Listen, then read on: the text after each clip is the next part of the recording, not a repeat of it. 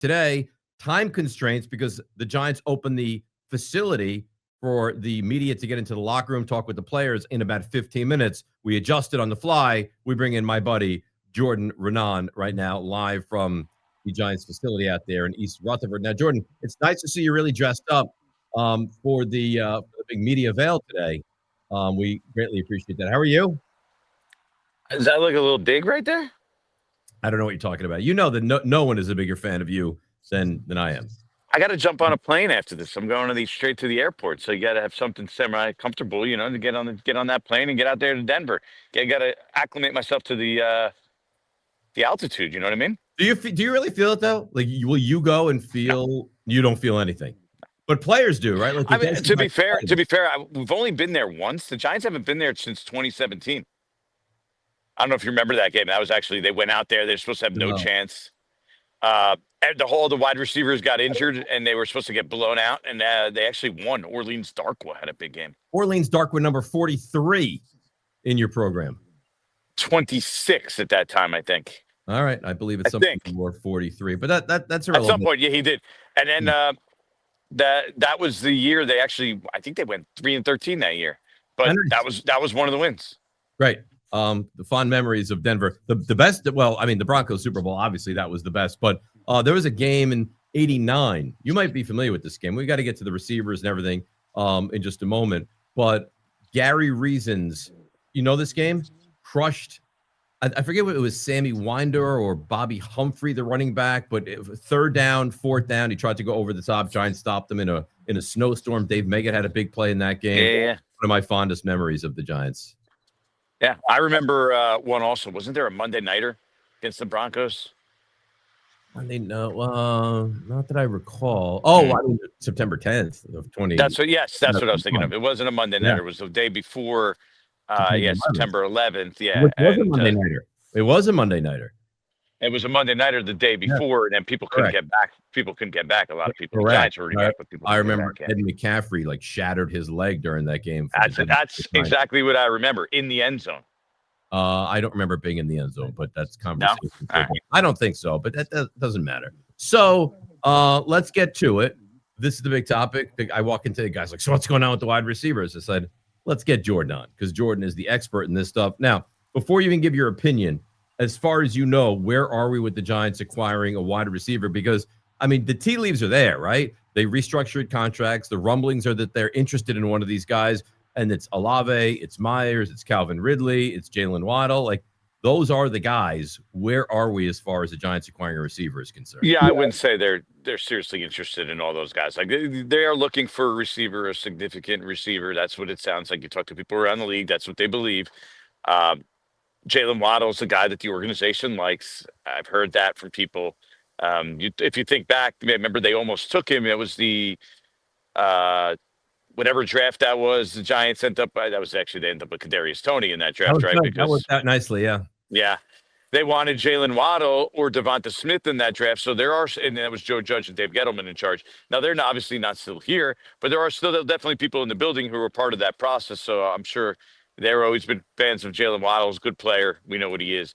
The problem is the Miami Dolphins don't necessarily, at least from what I heard, want to get rid of Jalen Waddle. Like, that's not their desire. So in order to get Jalen Waddle, you are going to have to give him a really nice deal, something that convinces them otherwise, unless everyone else gets blown out in Miami and the situation there changes. So at the moment, it seems unrealistic to me that Jalen Waddle would end up being a New York Giant.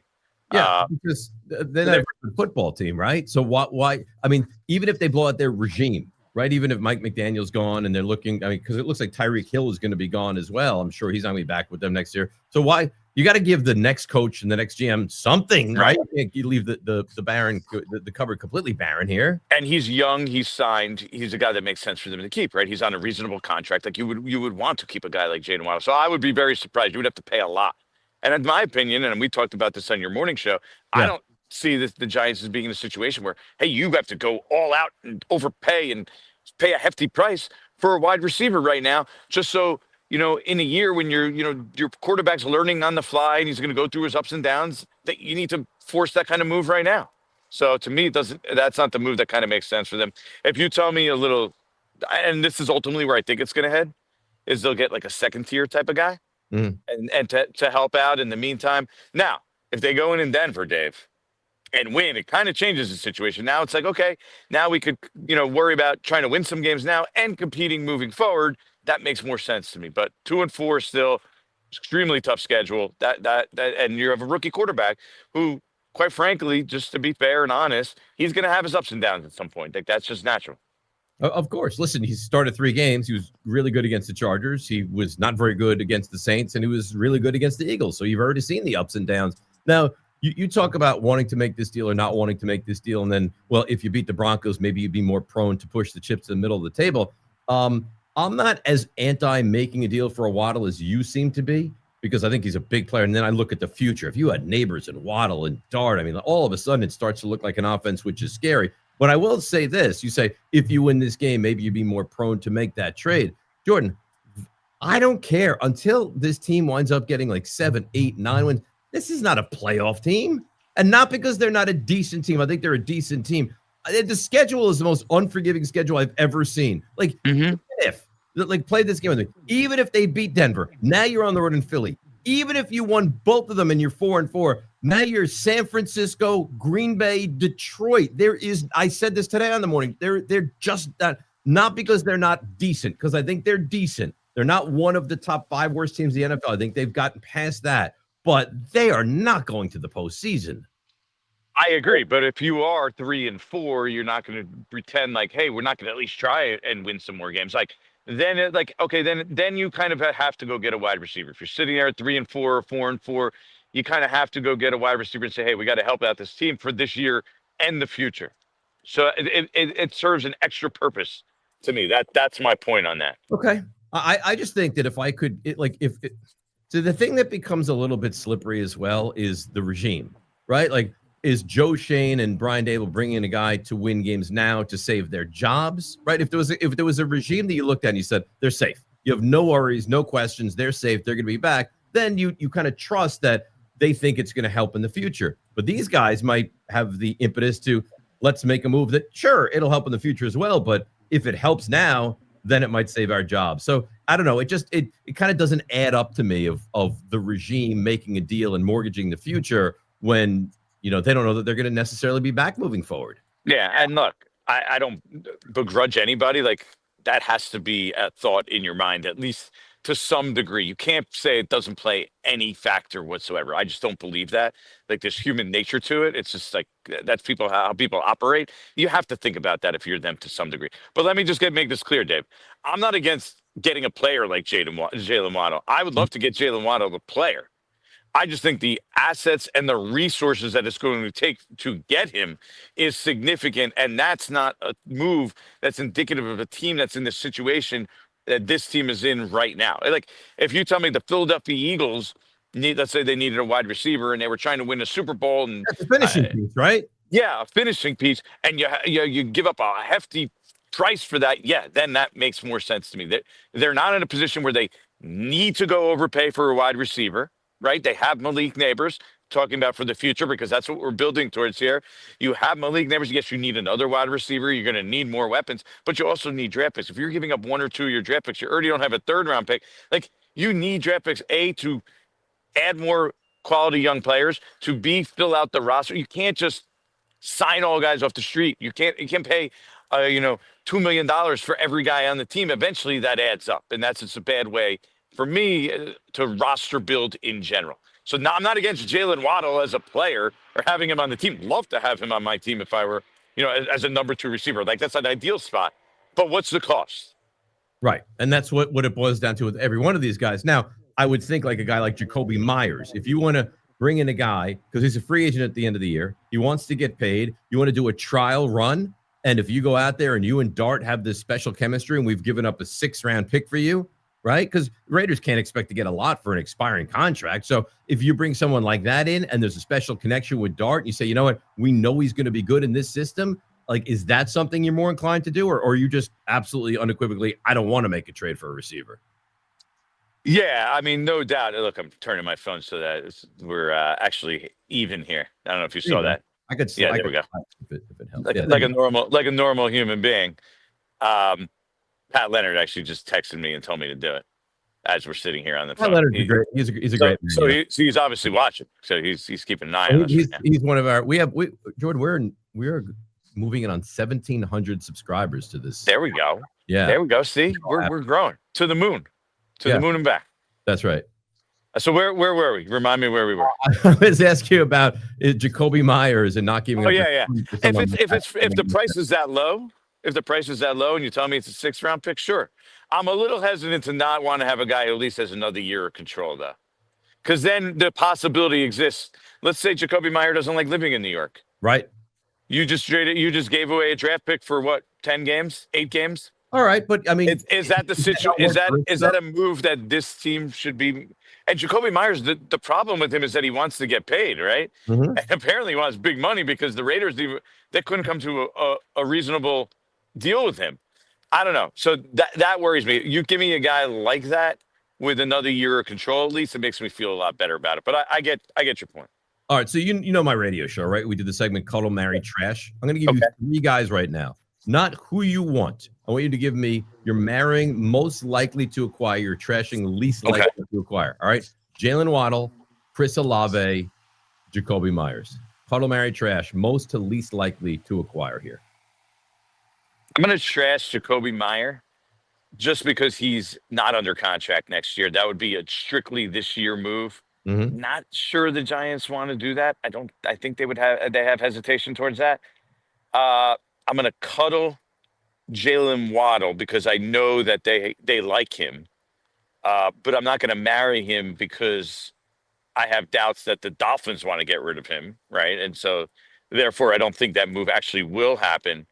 And then I will marry the third option, which is Chris Olave, which when I was down in New Orleans, I heard he could be available. So and that the Saints might be willing to move on from him.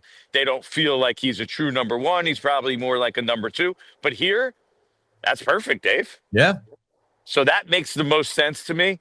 Okay. On a contractual basis, on a return in regards to how much it's going to cost, and then also from a fit like that makes a lot of sense to me. So I'm going to marry Chris Olave. Okay, I think that's probably nice. Now, and what would be your order of that? Of desire to acquire. Desire. Now, so you're changing the question on me. Yeah, because you don't necessarily know what's most likely and not, right? I mean, if you do, I'd love to hear you. I mean, listen, the most desirable is going to be Jalen Waddle, but the problem with Jalen Waddle is he's also going to be the most expensive. Well, that's the factor for you. You have to give up. To me, I would go Waddle, marry, just desired to acquire. I would go Waddle, marry. I would go Olave, Cuddle. I would go Jacoby Myers, trash. Now, I think one of the things you have to factor in is that Chris Olave has a real concussion history.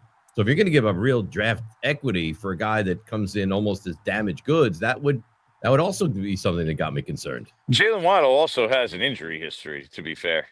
A big injury history. Pretty extensive, yeah. He's a slight guy, and he's always hurt. Yeah, that's also part of it that I don't love. We're talking about fit-wise now. The Giants, if you're in a perfect world, need like a big physical receiver, right? As the other guy, they have Darius Slayton, for better or worse, under contract. Not a physical player. Malik Neighbors, not the biggest guy in the world. Obviously, can do everything. Wan'Dale Robinson, right now, very small, slot type receiver. They could use a bigger, more physical receiver.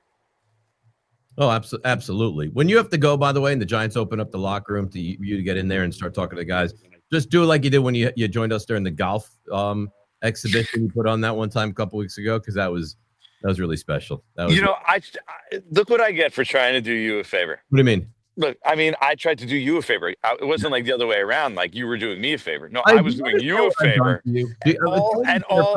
Can you tell my guy? So you know what I do? This is the kind of a human being I am. What do I walk in with to the studios today? A huge box of cookies for the guys.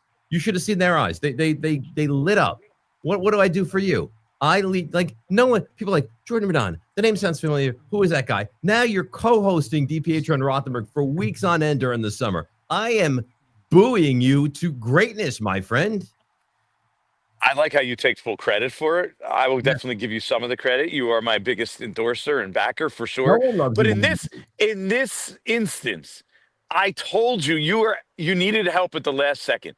I told you what I was going to be doing and playing. I was in a I simulated didn't round of golf. realize you'd have no signal. All right, we don't need to waste I time didn't with that. either. I didn't either, but you keep leaving little jabs, and I was the one doing the favor. Have you met me? This is what I do. I'm like Muhammad Ali. I jab and move, and I'm out. I mean, I'm not going to take it sitting down without any fight back.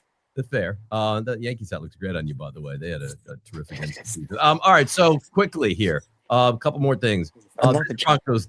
Yeah, that's what I do. It's the Broncos defense is really, I mean, I think far and away the best defense that Jackson Dart. I mean, Chargers were good going in. He did well there.